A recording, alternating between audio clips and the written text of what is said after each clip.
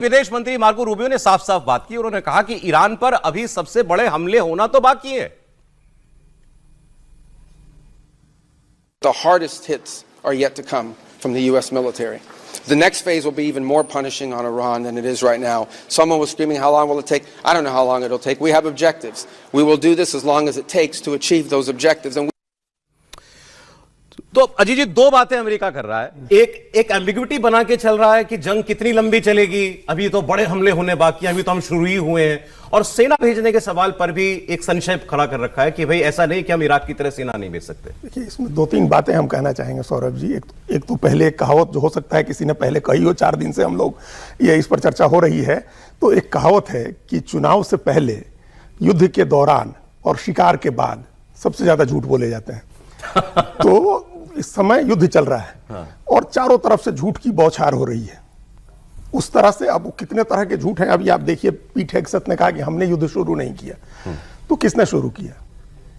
तो फिर ये ठीक है, आप अपना कहिए, अपनी बात कहिए। जैसे ट्रंप ने कहा कि अभी तो सबसे बड़े हमले होने बाकी हैं, मार्को रूबियो ने कहा। अभी हम लोग उस पर बाद में बात करेंगे कि किस तरह से मागा के अंदर डिवीजन है, लड़ने वाले और नहीं लड़ने वालों के बीच में।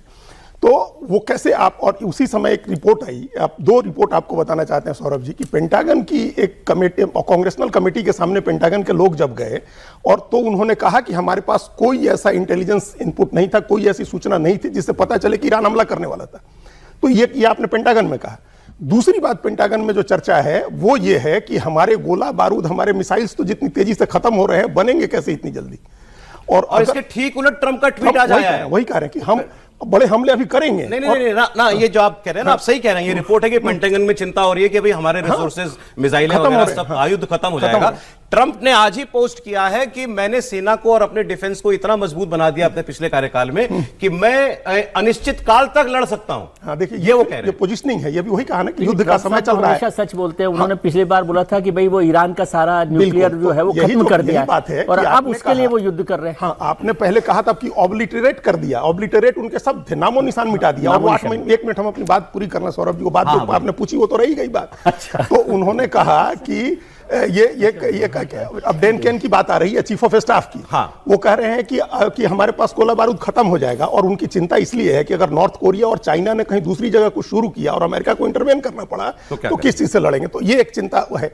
अब जमीन पर सेना उतारने की जो बात है सौरभ जी, ये ईरान है वो कोई ऐसा देश है जहां आप सेना उतार दीजिएगा? एक रिपोर्ट हम आज देख रहे थे, 70 गुना बड़ा थी। इराक भी बड़ा देश था, 70 गुना बड़ा है इजराइल से। और ईरान की सबसे बड़ी बात क्या है कि वो चारों तरफ से बड़ी ऊंची